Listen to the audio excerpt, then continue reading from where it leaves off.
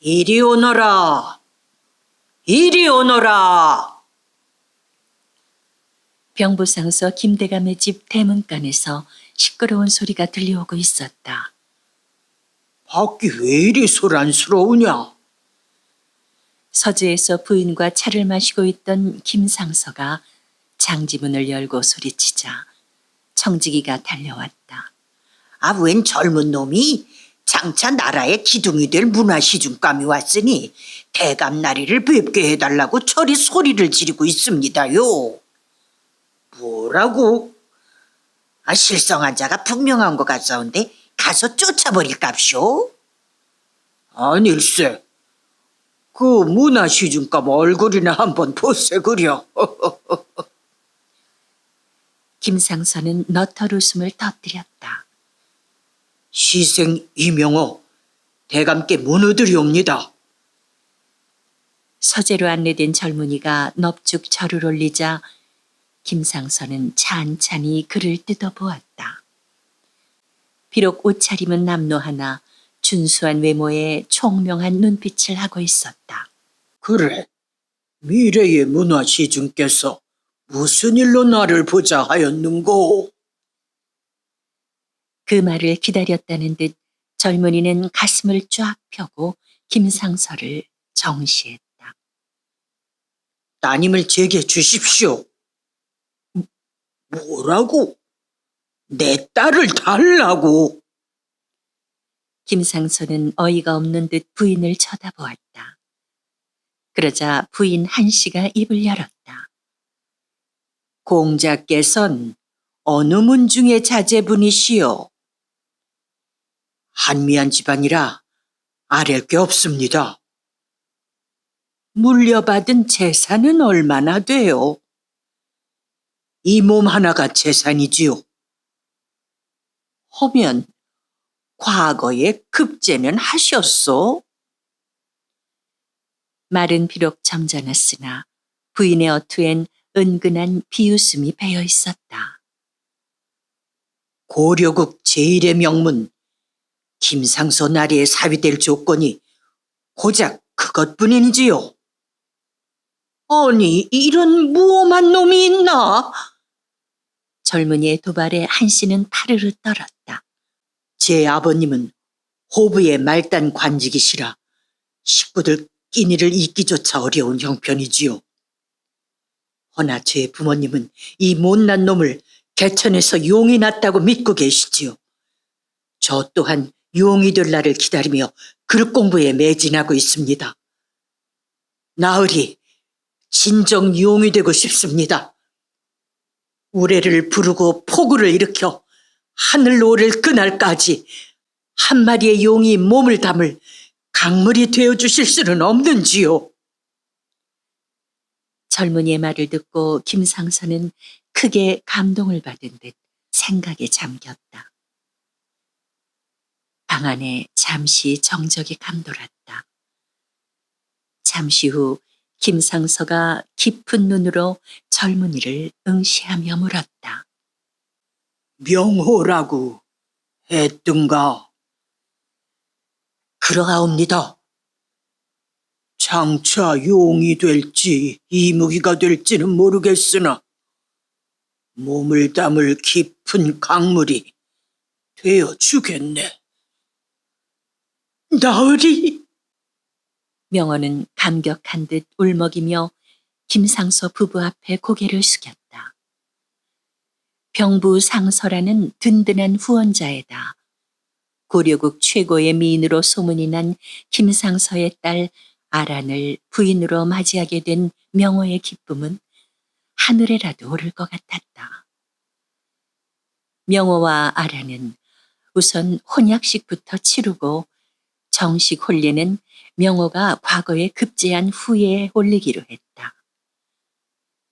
무인 출신답게 화끈한 성품인 김상서는 가난한 명호네를 위해 새집까지 마련해주며 집안 걱정은 말고 오직 글공부에 매진하라고 당부했다.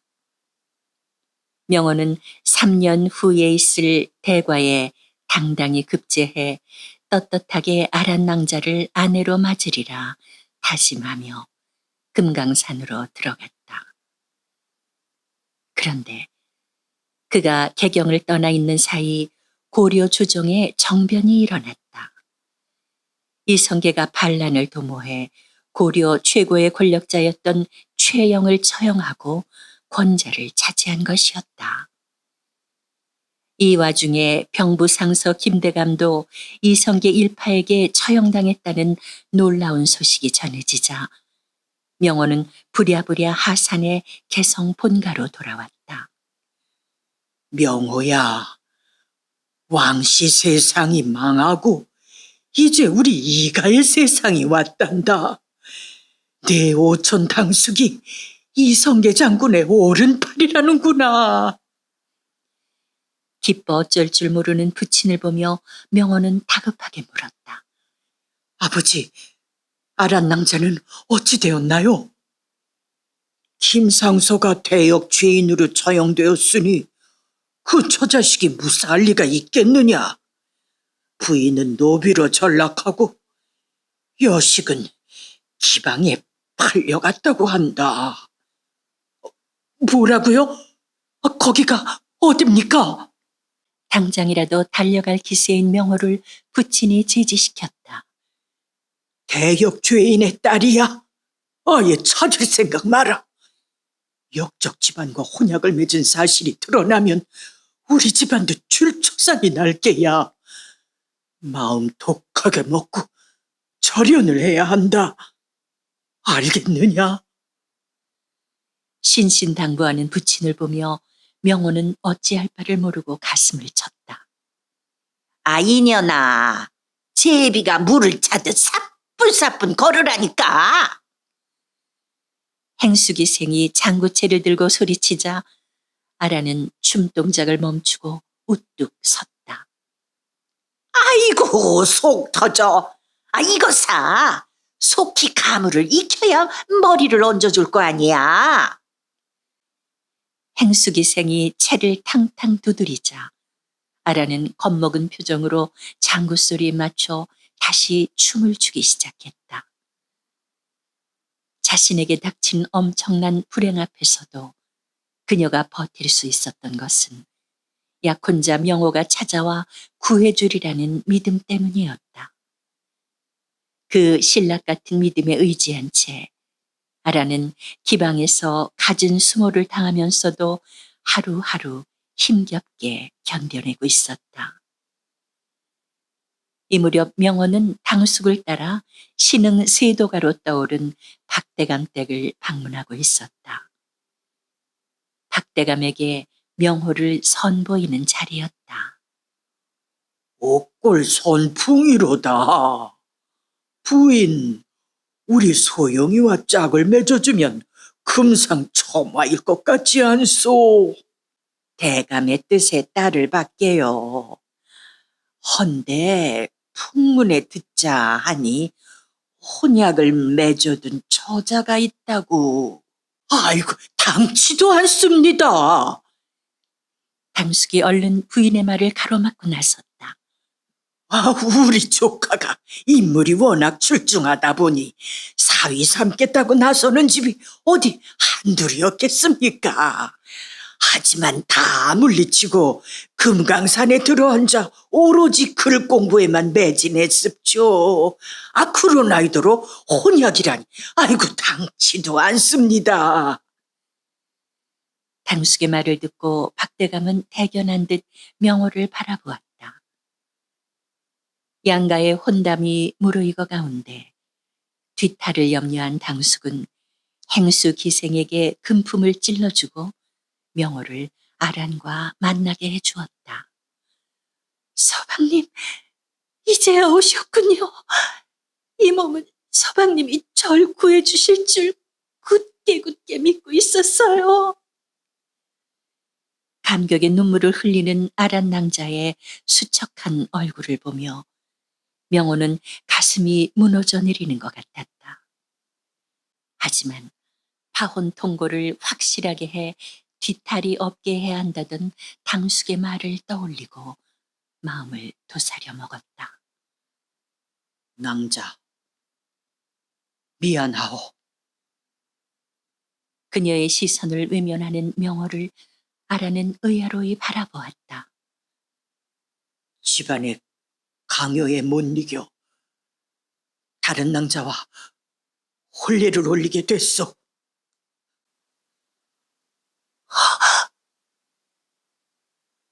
아라는 호흡이 멎은 듯 멍한 얼굴로 명호를 바라보았다. 하여 파온 통고를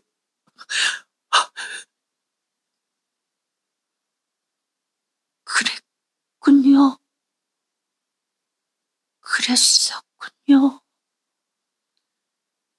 넉나간 듯 고개를 끄덕이는 아란의 눈에 소리 없이 눈물이 넘쳐 흐르고 있었다.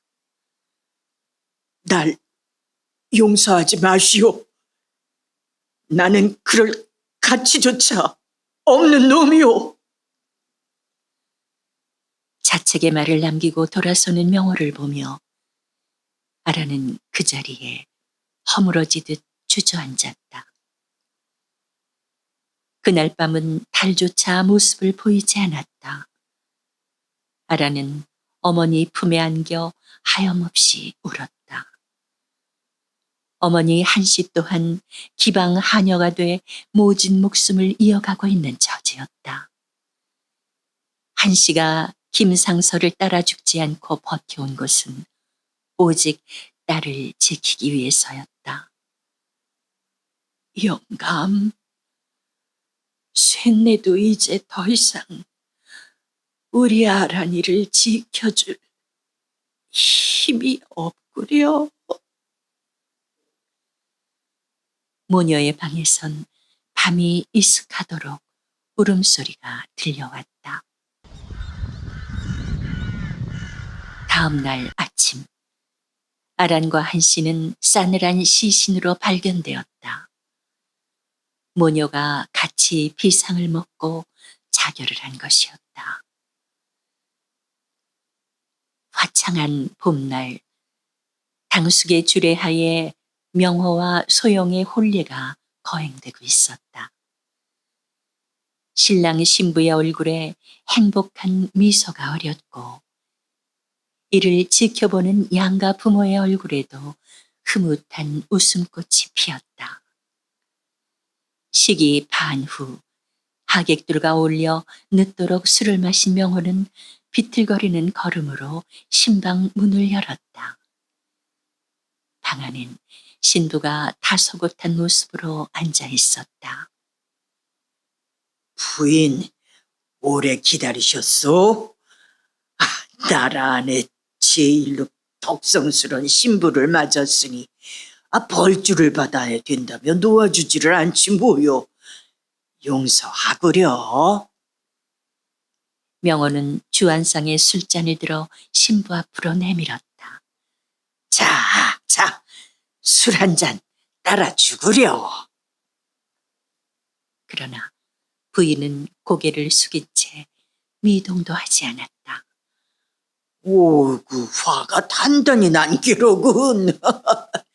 어디 고운 얼굴 한번 봅시다.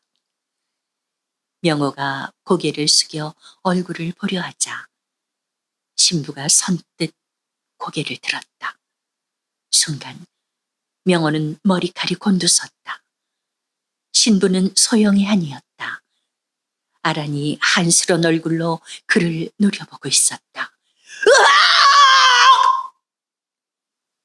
단말마에 비명을 지르며 명호는 그만 혼절하고 말았다. 꼬박 사흘 동안 혼수 상태에 있던 명호는 가까스로 의식을 회복하긴 했으나 자리에서 일어나지를 못했다. 눈에 헛것이 보인다며 비명을 지르기 일쑤였고 밤마다 악몽에 시달렸다. 신부 소영은 약사열에 보살을 모셔놓고 밤낮 없이 기도를 드렸지만 병세는 날로 심해지기만 했다. 그런 어느 날 병상 머리맡에 놓인 촛불이 호련히 꺼지더니 어둠 속에 한시와 아란의 모습이 보였다. 은혜 저버리기를 손바닥 뒤집듯 하는 놈. 달면 삼키고 쓰면 뱉는 표리부동한 놈. 네 놈을 염라대왕께 끌고 가려고 왔다. 명호는 공포에 질려 벌벌 떨며 한씨에게 빌었다. 장모님, 살려주십시오. 장모 소리가 잘도 나오는구나. 가증스러운 놈. 네 놈이 지옥불에 떨어지는 꼴을 내 보고야 말리라. 아란 낭자, 예정을 생각해서 제발. 죽음이 임박한 듯 숨도 쉬지 못하고 헉헉거리는 명호를 보며 소영이 모녀 앞에 무릎을 꿇었다. 대신 사죄드립니다. 지아비의 부독을 용서해 주십시오. 우리 모녀의 피 맺힌 한을 네가 알기나 아느냐? 한씨가 쏘듯이 말했다. 저에게 원풀이를 하신다 한들 두 분 모녀의 피 맺힌 한이 어찌다 풀리겠는지요. 소녀가 두 분이 왕생극락하시도록 지성껏 빌어드릴 테니 모쪼록 원도 한도 다 풀고 가시옵소서. 소영이 진심을 담아 간청을 하자 아란이 나섰다. 잘 들으세요. 삼각산 백운대에 오르면 노송 아래 작은 늑대굴이 있고 그 안에 저희를 살릴 소생초가 있습니다. 목숨이 경각에 달렸으니 속히 가세요. 그 말을 남긴 후 아라는 한씨와 함께 호련히 사라졌다. 첫 닭이 울기도 전에 길을 떠난 소영은 밤낮을 쉬지 않고 걸어 한성부에 도착했다. 눈보라와 매운 추위에도 굴하지 않고 고군 분투 끝에 삼각산의 영봉 백운대에 오른 소영은 늑대굴 바위 틈에 꽃을 피운 약초를 발견하고 감격의 눈물을 흘렸다.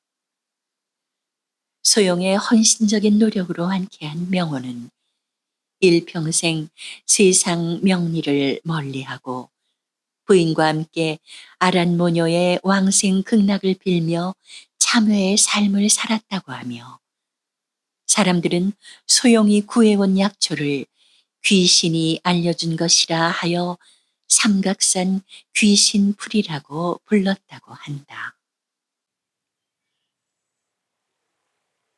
죄 뒤에 우뚝 솟아있는 저 산봉우리가 삼각산의 백운대입니다.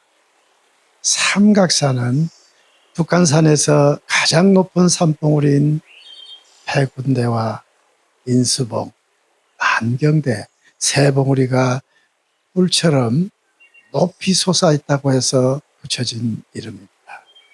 예로부터 저산영봉에 길을 받겠다고 해서 돌을 닦는 사람도 많았고 이른바 신발이 높다고 해서 많은 무속인들의 기도처가 되기도 했습니다. 오늘은 삼각산의 백운대 어딘가에 숨어 있다고 하는 신비의 영역, 삼각산의 귀신풀에 얽힌 전설을 소개해